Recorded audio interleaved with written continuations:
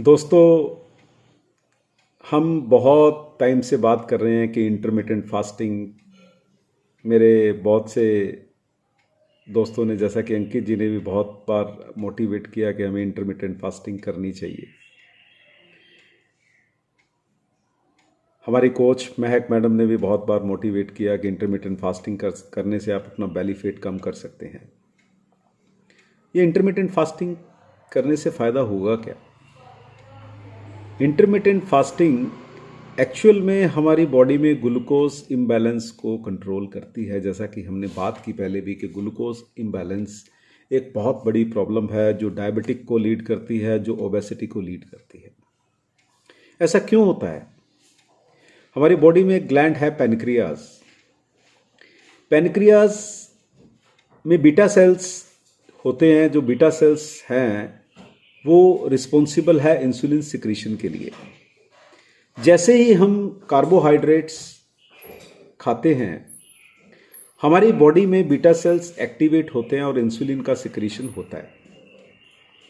और इंसुलिन का सिक्रीशन होने से बॉडी में इंसुलिन का लेवल बढ़ता है और इंसुलिन कार्बोहाइड्रेट्स या ग्लूकोज के मेटाबॉलिज्म या ग्लूकोज की एंट्री के लिए रिस्पॉन्सिबल है इन द सेल्स।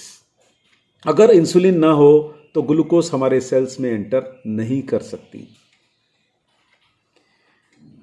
बट दूसरी चीज, अगर सपोज ग्लूकोज ज्यादा हो तो ज्यादा इंसुलिन सिक्रीट होगी, और ग्लूकोज ज्यादा सिक्रीट होगी तो हमारे बॉडी के सेल ग्लूकोज के प्रति सेंसिटिव हो जाएंगे और वो ग्लूकोज को अपना काम, ग्लूकोज की एंट्री को बंद कर देंगे। वो किस तरीके से? वो इंसुलिन के प्रति सेंसिटिव हो जाएंगे और इंसुलिन को अपना काम नहीं करने देंगे। इस तरह से ब्लड में ग्लूकोज का लेवल बढ़ना शुरू हो जाएगा। और दूसरी चीज, ब्लड में ग्लूकोज के लेवल के साथ साथ हाइपर इंसुलिनीमिया भी हो जाएगा, क्योंकि ना तो इंसुलिन यूज हो रही है ना ग्लूकोज यूज हो रही है।